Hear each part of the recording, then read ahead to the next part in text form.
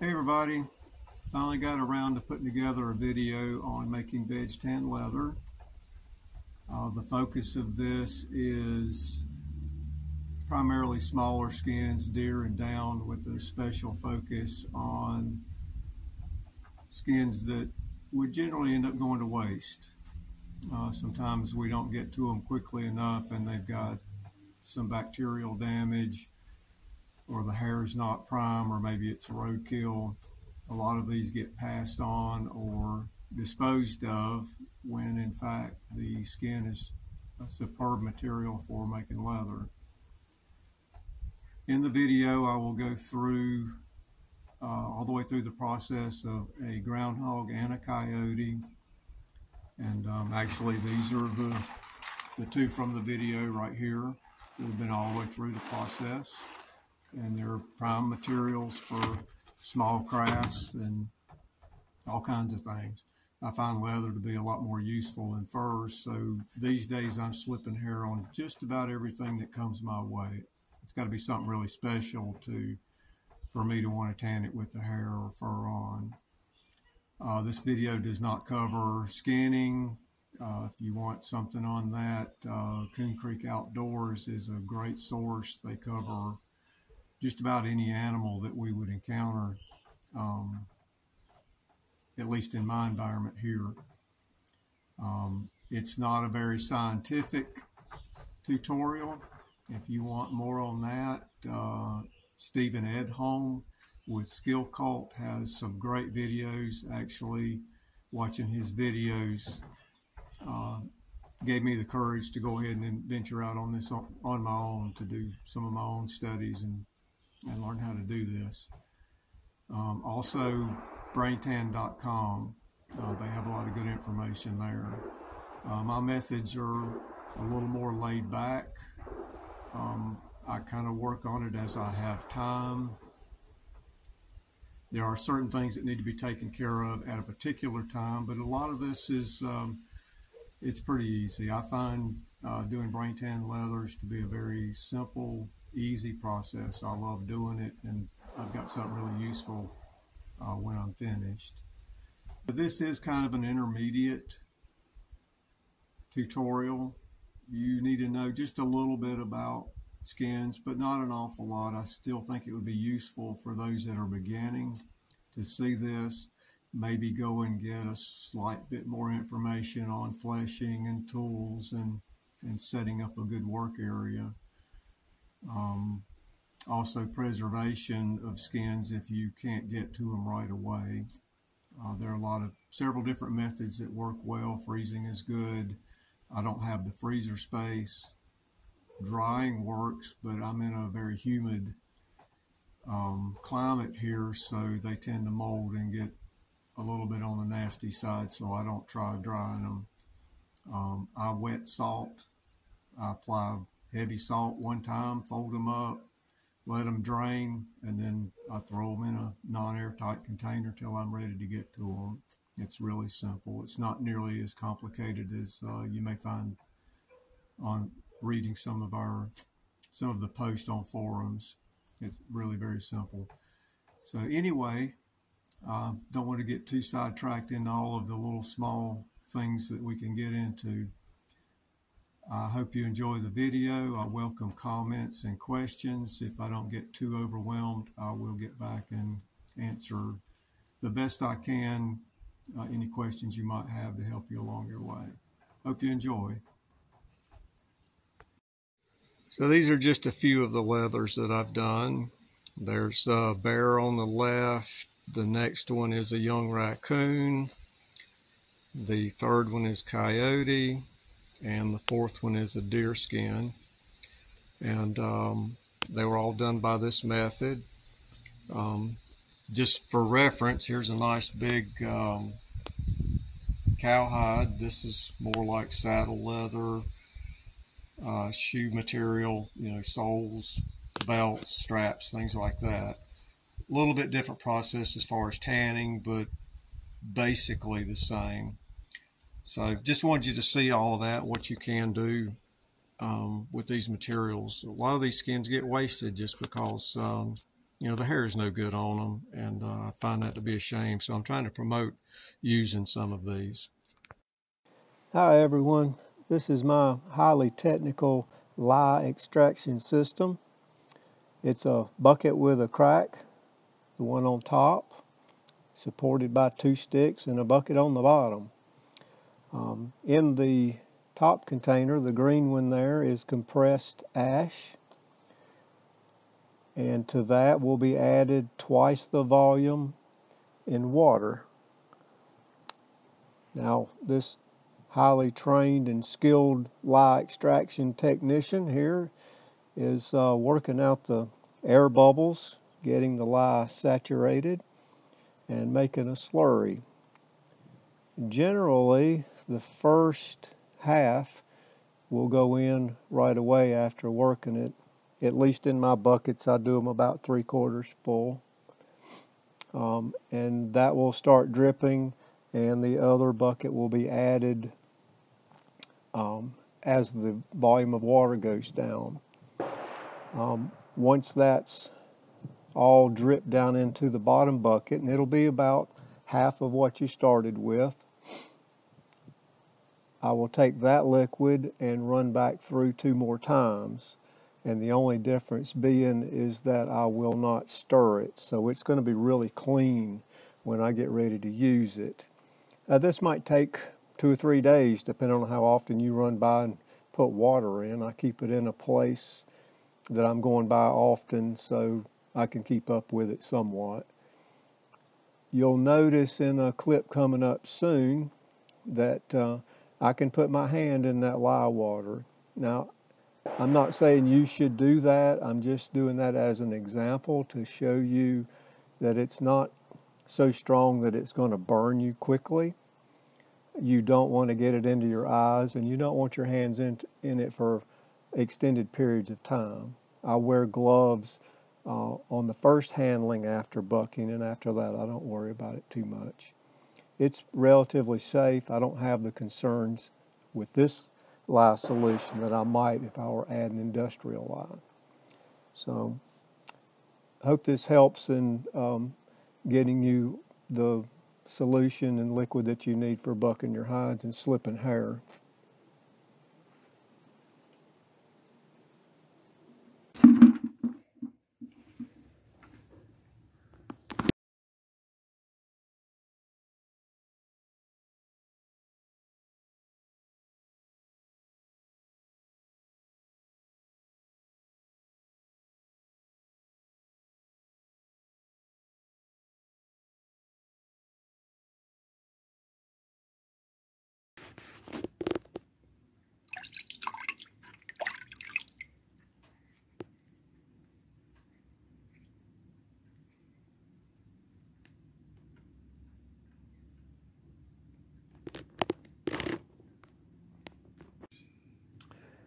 In this bucket I have a coyote and a groundhog that I put in a couple days ago, and you can see with the groundhog that the fur is slipping off nicely. So this one's ready to go ahead and dehair and start to neutralize.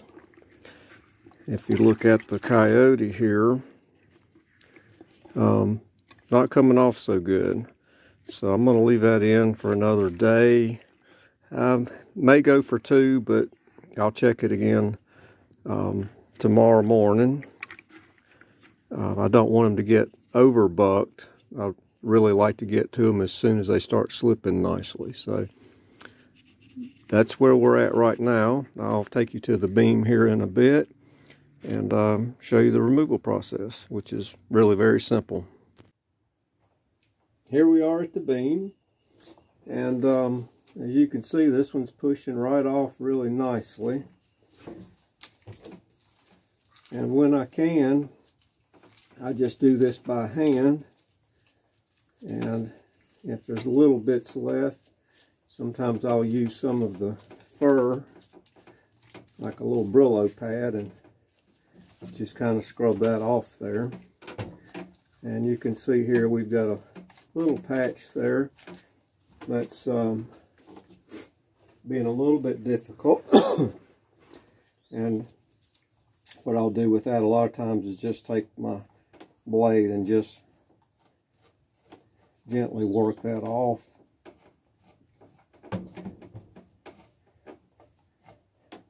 But I don't want to damage the grain. And this around through here is not going to be very usable anyway. A lot of times I'll leave the heads, faces on them for that extra little bit for a small piece for a project. So I like to use as much of the animal as I can, and sometimes those scraps come in handy. I don't have to cut a nice piece for something small. But that's basically it. I'll come back here in just a minute and we'll do a little quick membraning on it.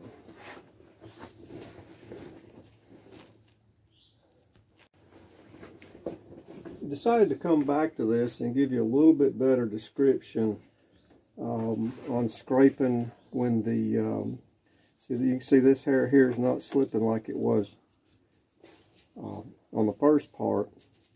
So what I'm doing is keeping my blade really almost parallel to the skin and basically pulling that hair out. It's loose enough to come out, but it's not quite loose enough to just take my fingers and push it off thoroughly. So I wanted you to see that I can put a fair amount of pressure on this, but I am being very careful not to damage that grain, because it is in a little bit more of a fragile state now than it will be later on.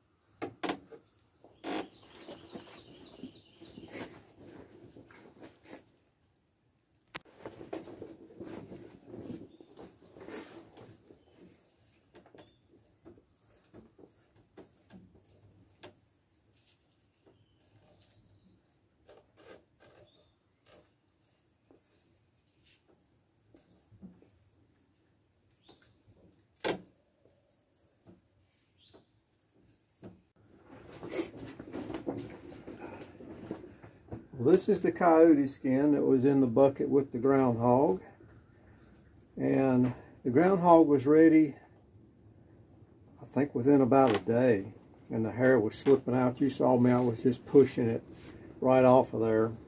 And you see that's not happening with this coyote, and it's been in there 4, maybe 5 days, which is longer than I really care to leave the skin in lie, but it's just not coming out of there like I really would want it to or hope for it to. So I'm gonna have to put a little bit more work into this one than I normally would. I can't really explain exactly why that is, but you'll learn from each skin, and they don't always behave exactly the same. But what I'm doing here, I'm not actually scraping into the skin because I don't want to damage the grain on it, because I'm making grain on leather. So I'm more or less just pinching the skin and pulling it out. And it's doable. It's not nearly as quick or as easy as when they just slide right off, but it's okay. We'll get through it. There may be a stray hair here or there that I'll have to pluck out somewhere in the process. It looks like most of it's coming off, so I believe we'll be all right. I think I can get through this without having to worry about putting it back in the lye any longer.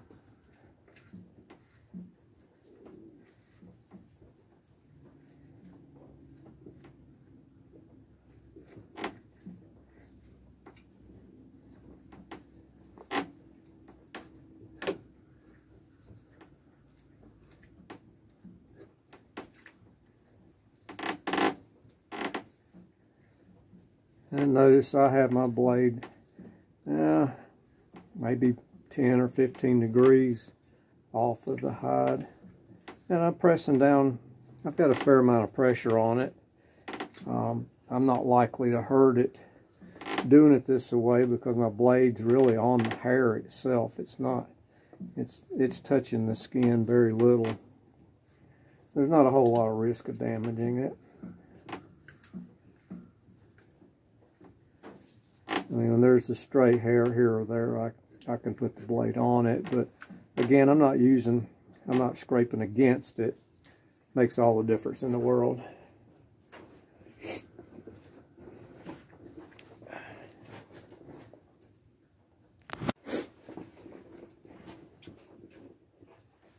Now that I have all the hair removed, I'm going to turn it over. You notice I've got my beam padded right now. Anytime I do the grain side down scraping, I want that protected because, like I said, it's in a more fragile state right now and it could get damaged easily. This is a groundhog, so it's pretty tough, but a lot of other skins you'll surely tear up that grain when you're leaning on it. So now I'm just going to go over and I'm going to take a little more membrane off anything I missed.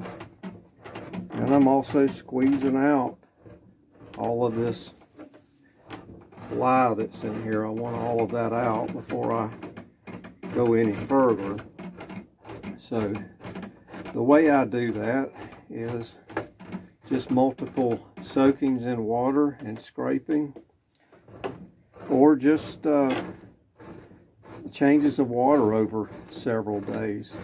As long as I haven't allowed it to get overbucked, it'll neutralize just fine just by changes of water. But I also like to have a really nice finished suede side, so I do a few extra scrapings.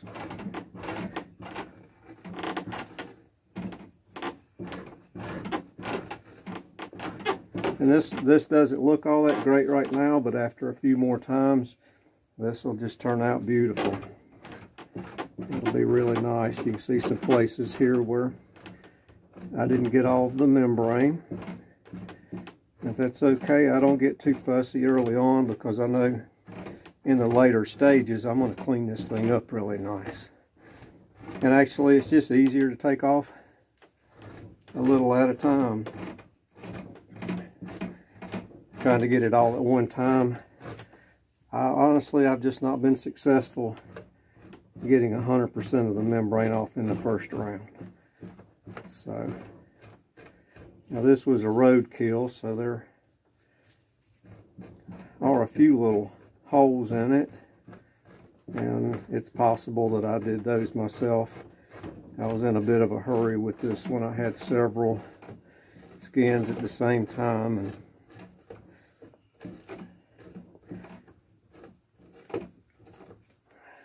no excuse, but that's just the way it is sometimes.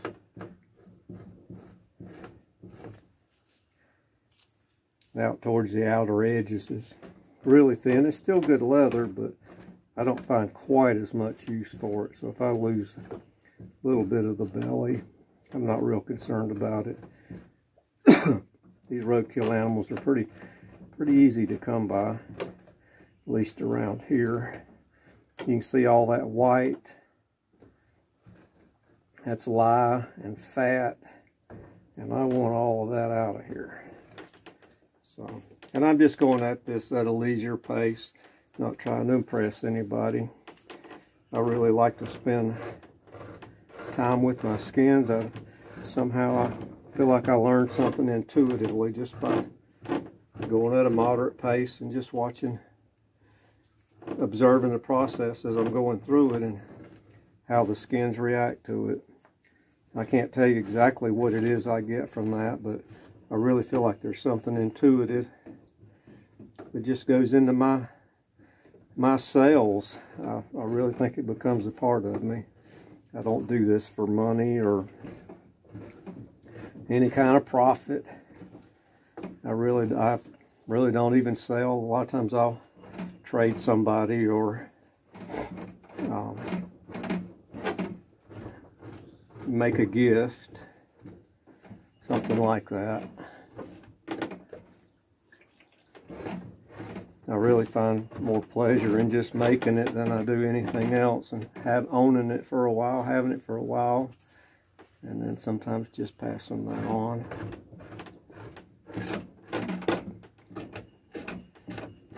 And all these gristly parts here, I'm still not getting them really well, but each time I do it, a little more comes off.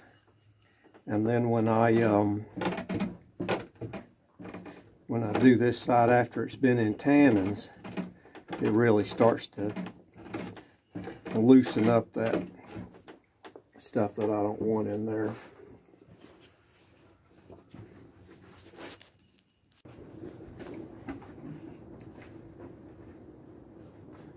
Now I'm going over this for the last time. It's been in changes of water over several days because I couldn't get back to it.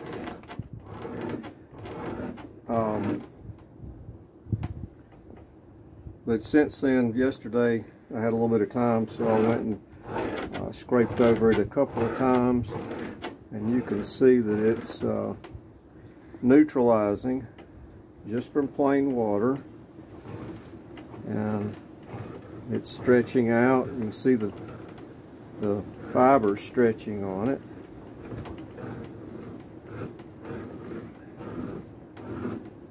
And it's not plump like it used to be. It's going back to like it's normal, how it would feel when it came off the animal. And that's what I'm looking for. You'll notice all the little stains and things on it. I'm working over in my bark tanning area, and there's just bark and tannins spilt, but that's not going to be any problem because this one's going to get tanned in hemlock bark anyway, so you'll never see any of that. Now, if I were doing a buckskin, obviously I wouldn't be working in this area because those stains are pretty much permanent.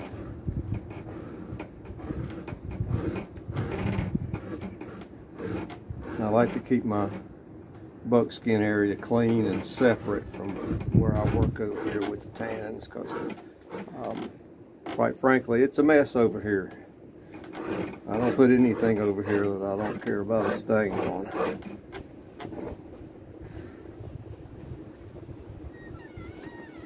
And you see how limp that is. It's really nice. It's right where I want it. From here, it will go into the tannins.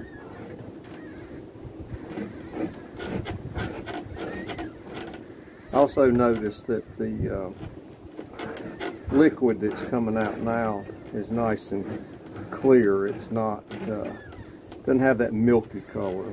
That's the lye and ground stuff that's in the skin. So it's pretty clean now. It's ready to go. A little bit more scraping there, and we'll go into the tannins.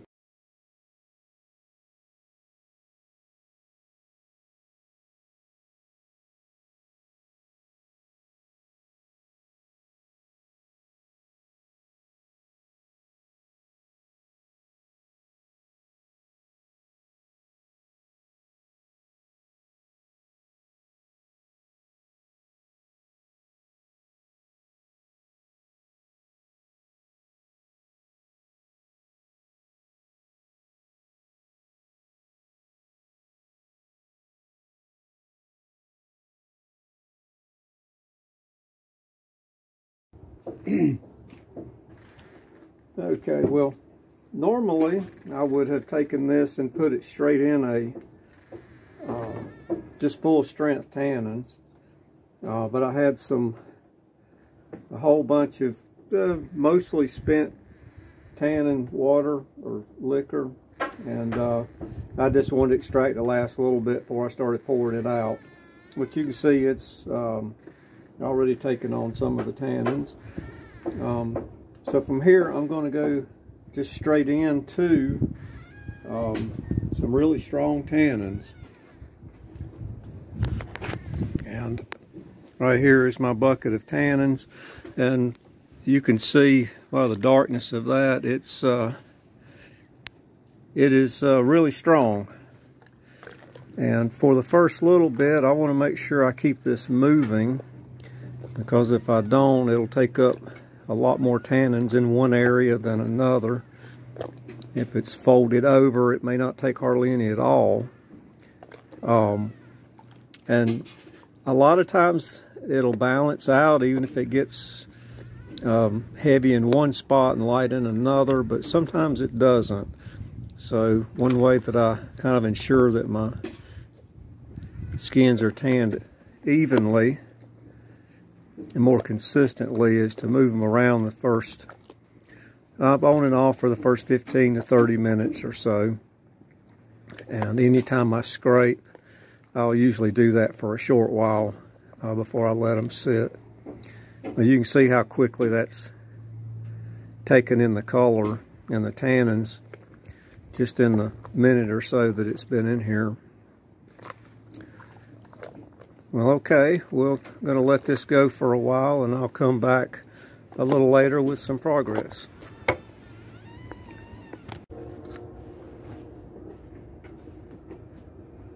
This is the groundhog after 24 hours, and you can see it already looks like leather.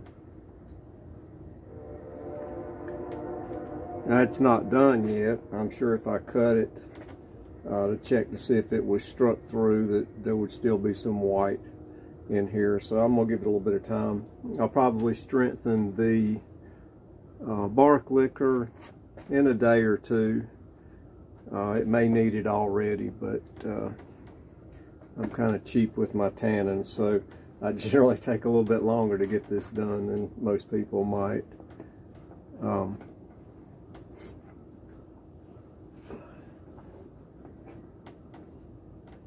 So right here, let's see what's going on there. Okay, good. This is something that I wanted to show you. There's a layer that comes off with the hair, and most of the time it goes unnoticed. You don't think much about it. There's a layer on top of what we normally think of as grain. Very thin layer. You can push the hair off and it'll look nice and smooth, but a lot of times there's that very thin layer, and that layer is amazingly resistant to absorbing tannins, and it creates a barrier. That's that protective layer on our skin to keep the weather out and all of our good stuff in. So that needs to come off of there for that to tan properly. And you can see, if I work it a little bit, that it's not tanned under there. See how light that is?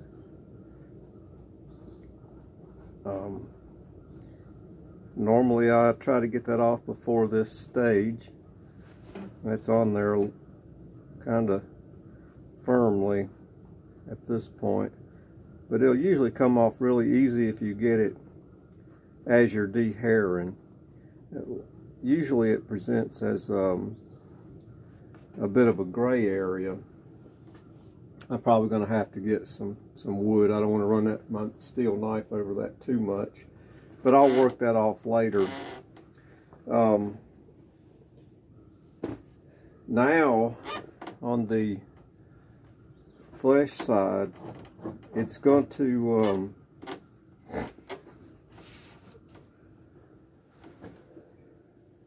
clean up at this point. Since everything's tightened up, it's going to clean up really nice, and that's one of the reasons I don't worry about it too much early on. I want enough off so it'll penetrate, but I just don't get too fussy about getting every bit of it early on. As I get closer and closer I do want that nicely done. And you can see how that's going to just be swayed there on this side. And it'll be nice and even. There won't be a lot of stray material there. So it'll be really, really pretty on this side as well when we get done. Well, from here, I'm going to go ahead and finish scraping this side, work on that little patch on the front. Then I'll go back in the tannins and I'll give you an update when it's finished tanning, and we'll go into the next process.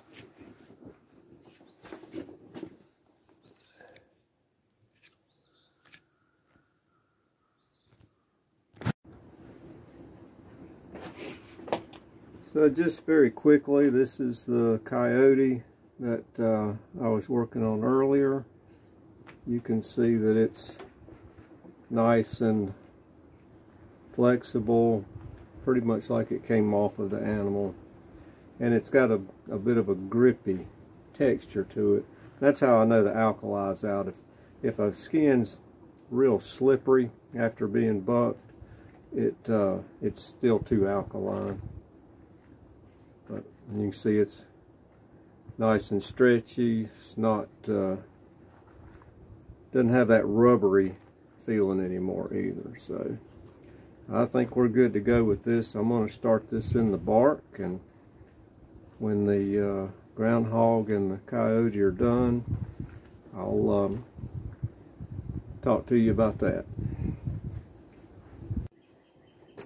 Alright, well, the groundhog has finished tanning, and as you can see, that makes just beautiful leather. I love groundhog leather. So I've just taken it out of the tannins, and what I'm doing is scudding out the excess tannins that are in there, the ones that aren't bound to the fibers. They're not really doing any good, and if it gets wet, it can sometimes bleed out those tannins onto an adjacent material. So I'm going to go over this all the way, and then I'm going to put it in some fresh water and let it soak for a bit, and I'll come back and do this maybe 2 more times. And that very last time especially will be the time when I make sure that this flesh side is all nice and clean and smooth looking, and I've worked everything out of it. And you'll be amazed at how the suede side looks on these. It's really pretty. I'm going to go ahead and do this a couple more times, and then I will get back and get into the conditioning part of the skin. So I'll be back.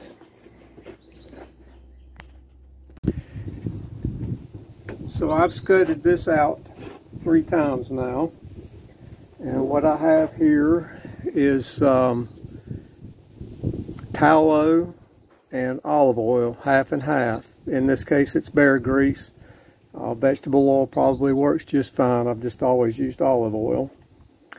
And what I'm going to do is slather this on the flesh side. Get a good coat on there.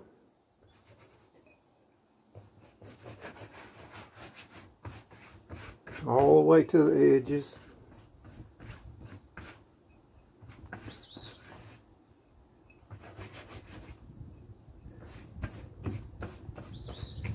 And I want it on a good coat, but I don't leave any standing. I try to rub it into the skin.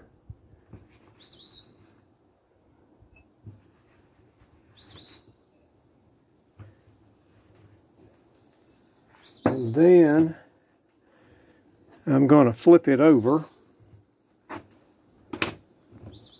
and do the same thing on the grain side. Get a good coat, but try not to leave any pooling. I want everything to be as even as possible.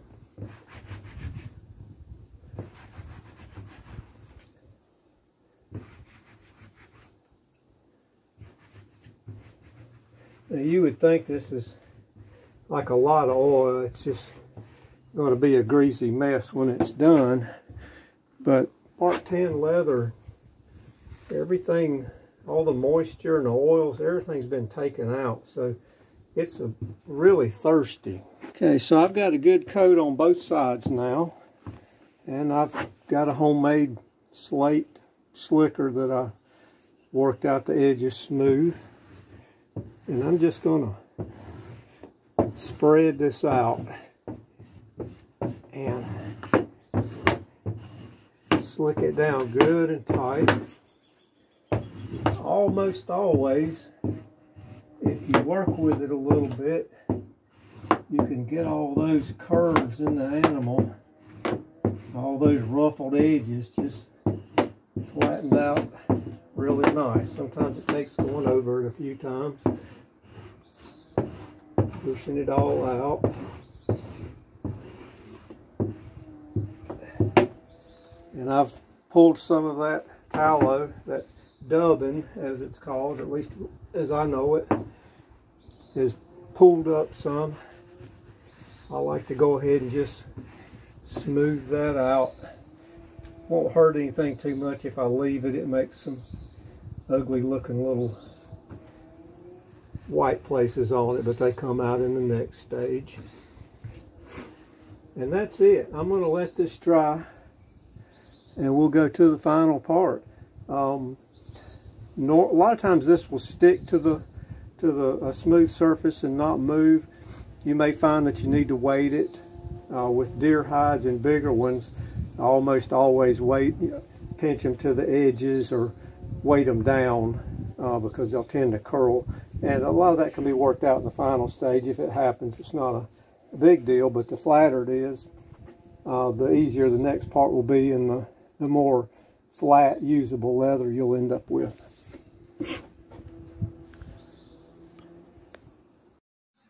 Okay, the groundhog has dried out from when we put all of the olive oil and bear fat into it. And as you can see, the water helped distribute those oils evenly. There's no greasy spots. And it's actually very dry still. So this next stage will be more about conditioning and getting what for me is the appropriate amount of oil for what I use this for. In one of the earlier segments, I pointed out this spot here, and I thought that was where we had left that very thin layer on the outermost skin, and it had not allowed the tannins to penetrate. But as I'm looking at it here, it's real obvious that that is where the grain has been scraped off. That's road rash, which really reminds me of this particular groundhog. And that's, I remember the legs being all tore up. And so when I said I had done those holes, I think I'm in the clear on that. This one was beat up on the legs pretty bad. So anyway, I had went ahead and done this next step on the coyote that you were following along with, and you can see the difference. This has that nice leather sheen. It's more supple, and it's ready for use. Now the groundhog's going to be a bit thicker than this, but pretty much the same results. This is the hardest step to describe how to do it. Part of it's tactile, part of it's just a preference on how much oil you want, and part of it's just having done enough of them to know what I like in it. And you just have to practice. I recommend going slow with the oils to start with.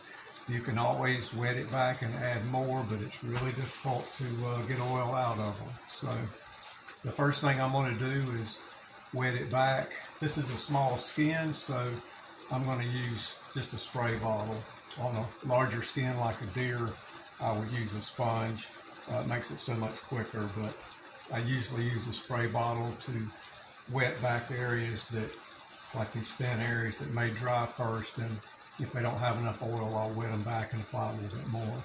So let's get that done.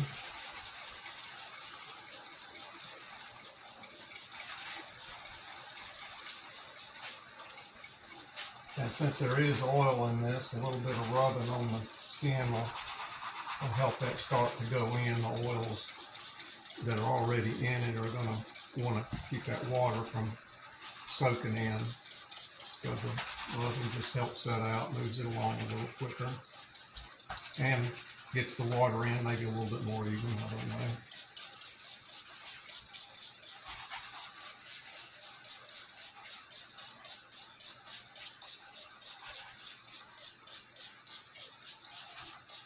And what I'm hitting now are just spots that after I've done it, they'll leave a light spot, and I can tell it's not really taking much water there. So I just want it relatively even with the water right now. And again, part of this is just feel, and I haven't done it a few times. This is not real complicated, but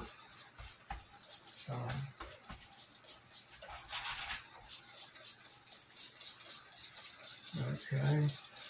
And the only other thing that I need is olive oil, and that's how I finish out all of my skins. I imagine vegetable oil probably works just as well. I've just always used olive oil, and it's been working, so I just haven't changed. Alright, so we're good and wet there. And have a little bit of olive oil here. And I don't do this right over top of the skin. I usually keep olive oil off to the side, and I get it kind of distributed on my hands, and then I'm not plopping my hands down anywhere. That can lead to some dark spots. If it's really wet, most of the time you can get that rubbed out, but why take the chance? So I just want a good little coat to start with on the whole skin.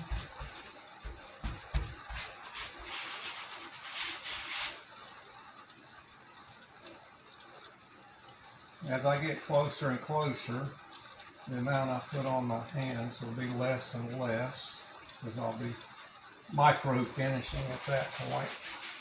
In the very beginning, I can put a reasonable amount on. Again, if you're new to this, going a little bit easy to start with is probably best. I've seen some hides come out really oily, and I don't find those pleasant, and they wick out on other materials that you put them against. I don't know if they balance out at some point or not, but some of my early ones, I had them ruin or mess up some other hides that I had to rework and adjust to have them look good again. All right, once I've got a good little coat on there, I'm going to roll this, usually in several directions.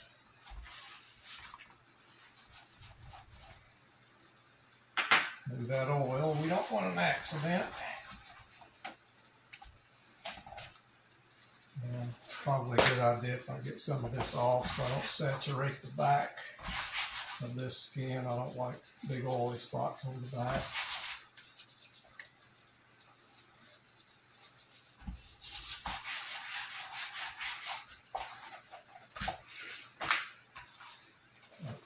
So you'll have to find your own best way to roll these.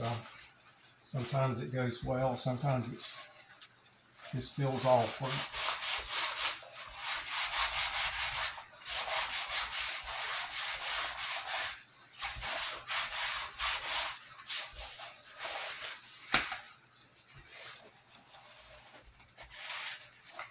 I'll try to roll it pretty tight on itself. That'll help it be more flexible. The bigger the roll, the less the less supple I find them to be. And you can see where I had my hands greasy, and I really don't like that, but I'm not used to doing this in front of a camera and trying to keep the time as minimal as possible. Hopefully that'll balance out. I may spray it with water and hope that it disperses a little bit. These thick spots here. This groundhog's really thick.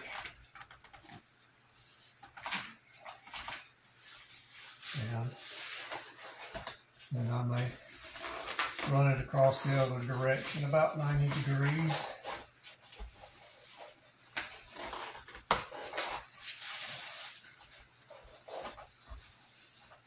You'll find something that works for you. This is basically how I do it. And this is already getting so much different than it was when we first saw it there.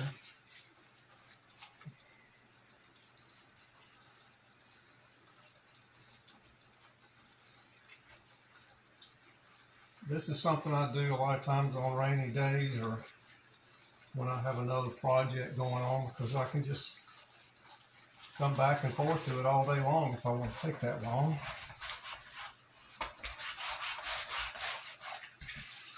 So at this point I usually let it rest a little bit, and I'll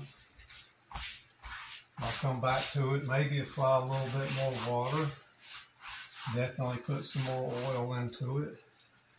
Actually, I may go ahead and wet it down now.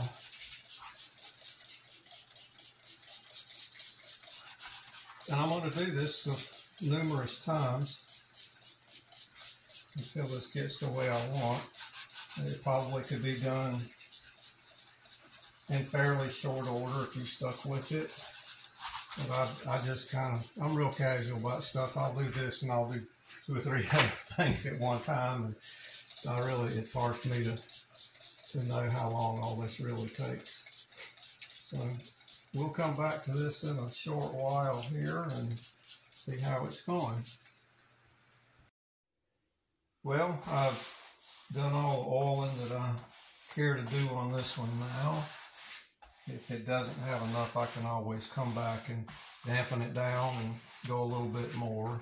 I don't know if you can see this spot here, but that's what happens when you have a concentration of oil hit it all at one time.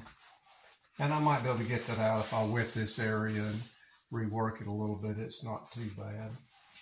To give you some kind of idea of this animal, this groundhog here ranges from like 8 to 10 ounces in the face and cheek area, and 1 to 2 on the sides. And up the spine, it's about 4 to 5 ounces, which the spine portion here is really prime. It's great for doing wallets and things. That's what the outside of this is the groundhog. So a lot of good uses for this stuff. I hope you've enjoyed the videos and have learned a little something that you can use. Thanks for watching.